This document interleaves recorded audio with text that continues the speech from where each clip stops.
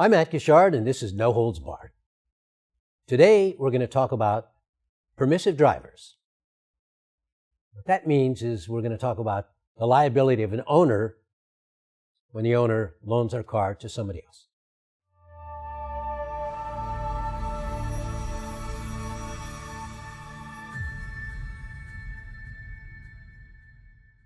In the state of California, normally the driver of a vehicle is the responsible person if there's an accident.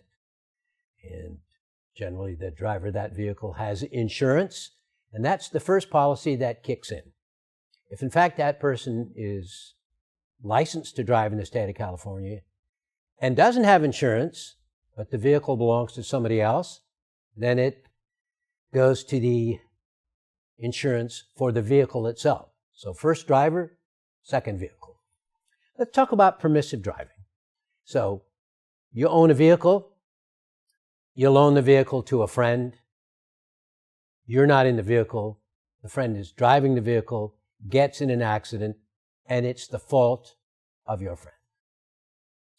First thing you look at is, does that driver have insurance? And let's assume for the sake of our hypothetical here, that driver doesn't have insurance, has a valid California driver's license, so is validly driving that vehicle, but does not have any insurance. It defaults to the vehicle, so it's your insurance that is now covered for that accident. Under the law in general, you are liable only as the registered owner up to $15,000 liability. So you could have $1 million policy, but you're limited to $15,000 your own liability. And of course, that comes out of your own insurance policy. The permissive driver, however, gets the benefit of the rest of your insurance. So let's say you have a 100-300 policy. You loan your car to a friend who's validly licensed. That friend gets in an accident. You're sued, and your friend is sued in a civil action. Your liability under most circumstances is limited to that $15,000, and that comes right off the top. So when we say a 100-300 policy, that means that if there is one claim, $100,000 is all that's available. If there's multiple claims, it can go up to that $300,000 policy. And for our hypothetical, let's say there's only one other person in the other vehicle. Your friend causes an accident. There is $100,000 available on your policy, less the $15,000 that comes off because of your registered owner liability. So there's really only $85,000 left to cover that person in the other vehicle. That's generally what the law is. However, in so many instances, there's an issue that we call liability on the part of an owner for negligent entrustment. And let's say you knew your friend, let's say, for example, wasn't licensed, but you loaned the vehicle anyway, and you knew that. Then there can be a claim of negligent entrustment. That means you negligently entrusted the vehicle to that person.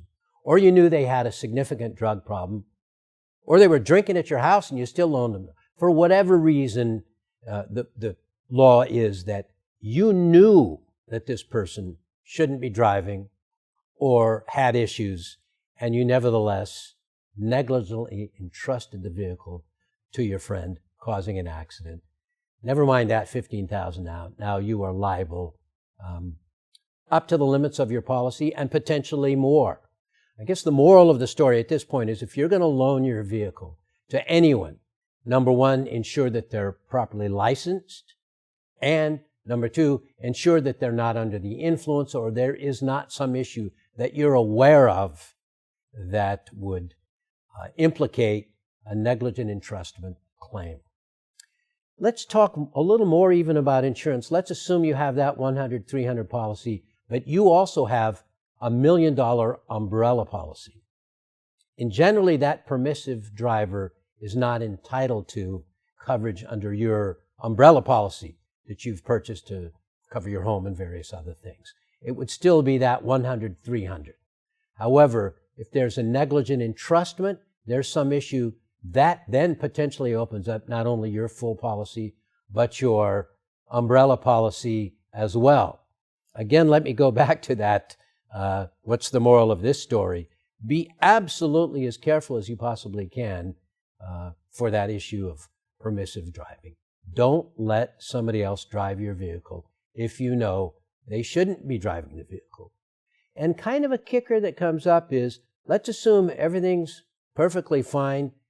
That permissive driver has a valid license, is uninsured, doesn't own a vehicle, so doesn't have to have vehicle insurance, but you allow them to take your car because they're doing an errand for you. They're delivering some furniture or something for you.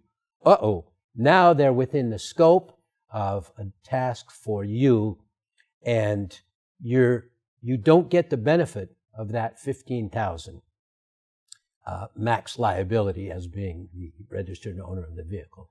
Now that person is using your vehicle for your benefit for an errand, even though there's no issue of their being under the influence or that you negligently entrusted. Now your full policy is opened up because they're working for you. And your umbrella policy is opened up because they're working for you. When we talk about umbrella policies, that's an excess policy that oftentimes people get to hopefully cover them. You're hoping that in that 100, 300 discussion that we just had, that the damages are not in excess of that, and your umbrella policy never gets implicated. That's a little bit of what we know and what we tell people about permissive driving.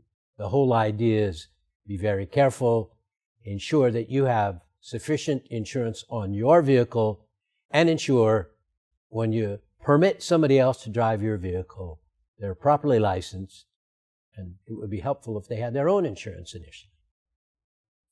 I'm Matt Gishard, and that's No Holds Barred.